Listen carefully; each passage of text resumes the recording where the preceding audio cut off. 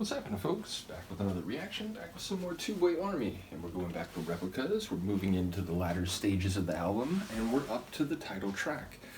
So given everything that I've heard people talk about, I've caught some of the material and the lyrics, not just here, but also going through the self-titled album, and certainly given the additional insight people have offered in relation to some of the songs, and the running theme of biomechanical humans being used to satisfy our most basal urges, I feel like perhaps Replicas could relate also to not fully human humans, meaning androids or perhaps clones, though I feel like the sci-fi notion of clones is completely mistaken. Like, number one, it is very much another person. Like, it has the same DNA, yeah, but so do identical twins, and no one would argue that identical twins are just one person. They're not actually two people. And more to the point, like, over time, the way those genes express would diverge between two people. Psycho-emotional experience and the sort of eccentricity or unpredictability of that, there would be divergences, ultimately personality traits.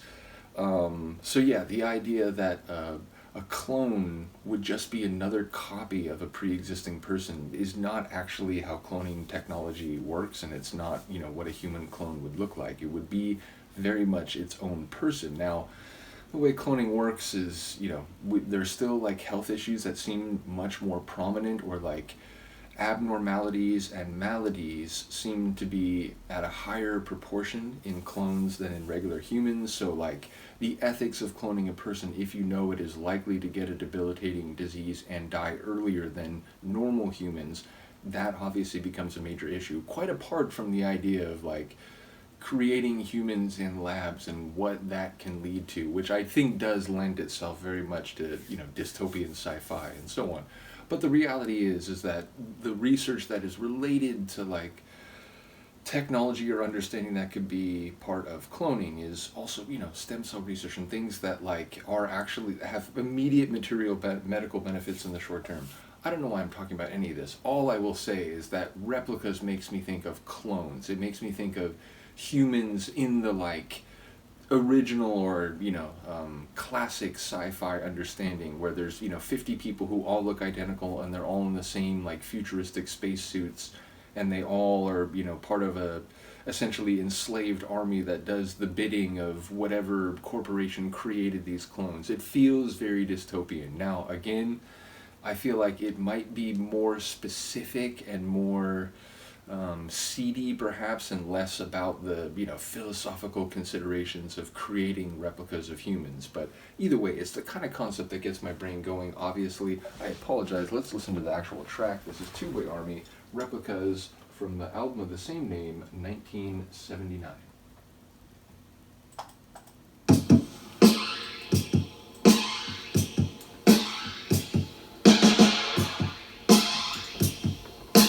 Pretty Spartan.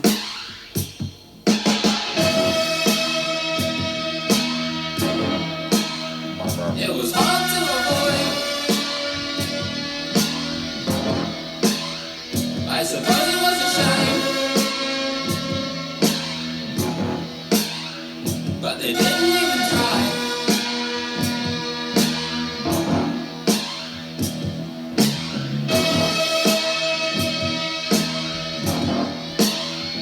You see, we never met, and they didn't have names. Okay. There was nothing I could do.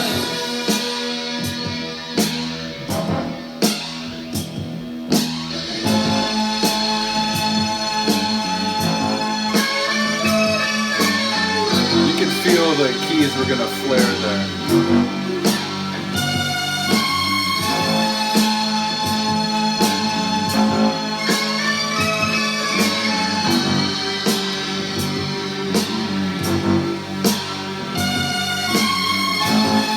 Like it's dragging itself rhythmically.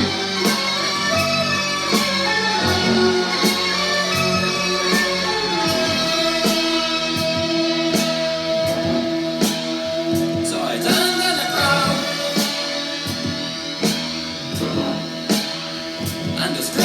you. It could have been you.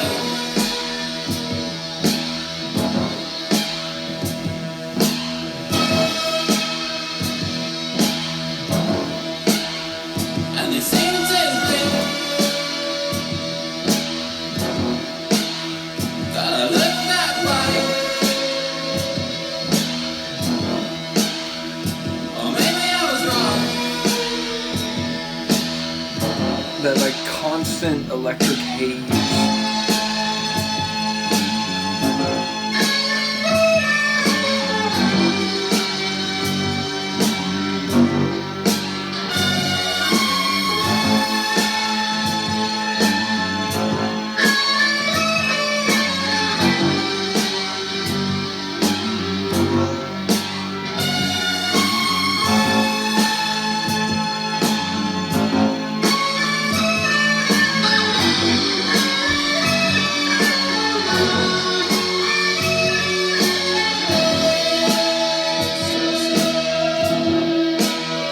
Do you know Mr. Wall? I like how it gets dark at the end of that.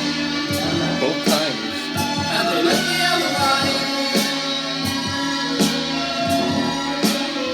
Then they smiled at me.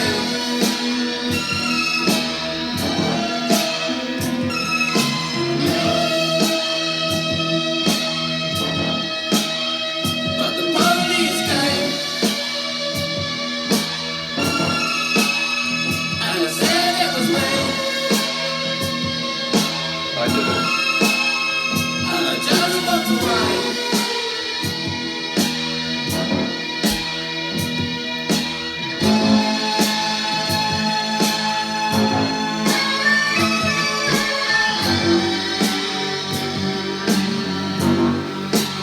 Mama.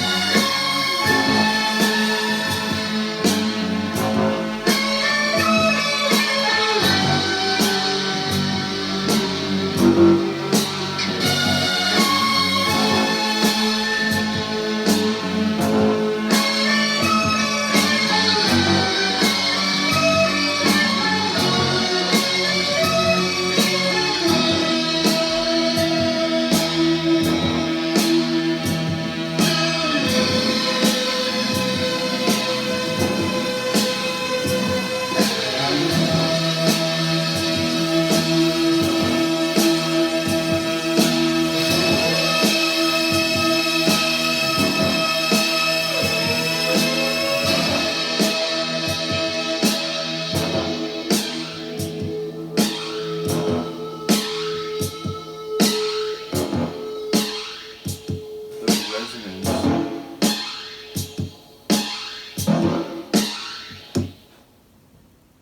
And that's it.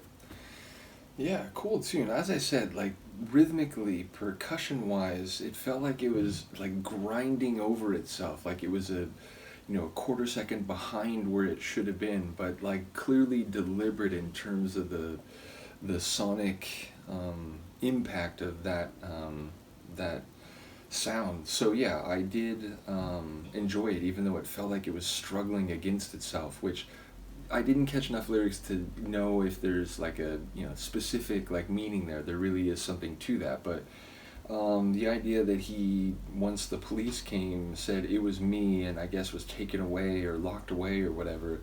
It sounds like maybe there was a conflict between a human and maybe a replica, and maybe the replica of themselves. And again, like the image on the cover, the mirror, the reflection, which looks like it's not possible because he's looking straight ahead, but the reflection to the side is looking at him. So I wonder again if it's we're talking about clones on a more literal level, or whether it could be delusional. It could be the unreliable narrator type of song. But yeah, it sounded like he committed some violence, maybe against some replicas, and then confessed to his deeds. And perhaps because there's a rationale to it, or perhaps just admitting what has happened. I'm not sure, but either way, I do feel like we're in the realm of we're talking about sci-fi / futuristic renderings of humans, and what the humans who are involved in making them might be trying to do, or what the the outcomes of those endeavors would be, given the psycho-emotional and behavioral character of humanity at large.